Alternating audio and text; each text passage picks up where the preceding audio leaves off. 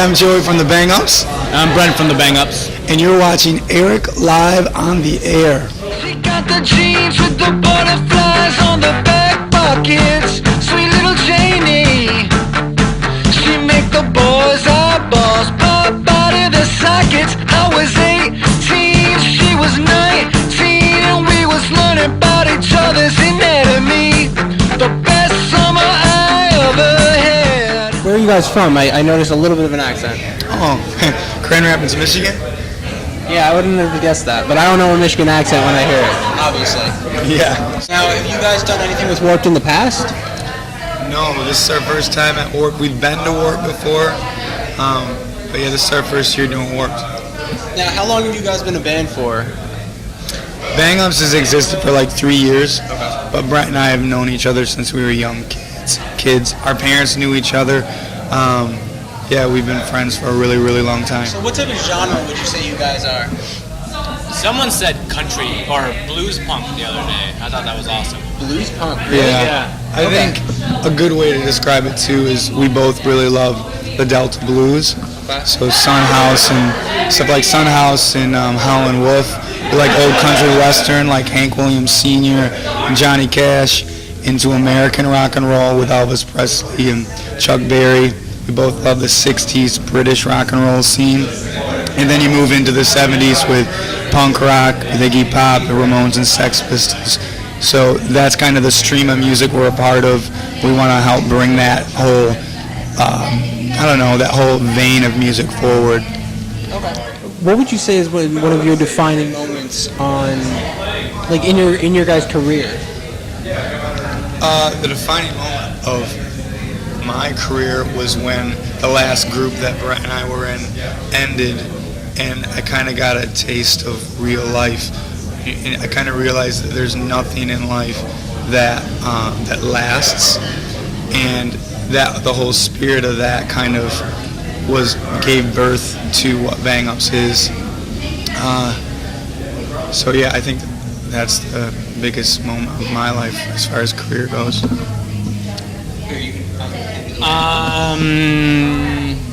Yeah, it was probably when the last band we were in broke up, and we both were kind of lost because we had a lot of time and energy invested in that band.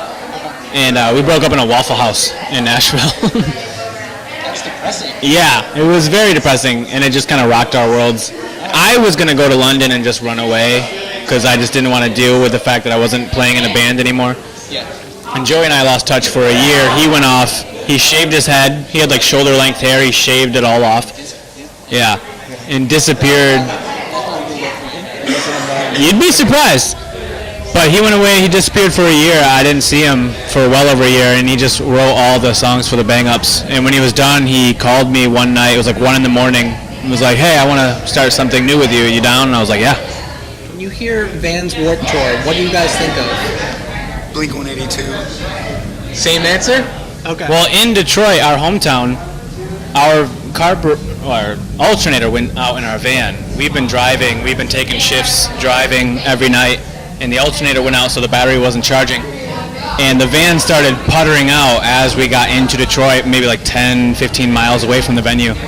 So it was about to die, so we just got it to a mechanic place, left it there, and we called a friend who just happened to be in the area. And she came and picked us up in the back of her like flatbed truck. And it was like 107 degrees. There was like a sauna back there.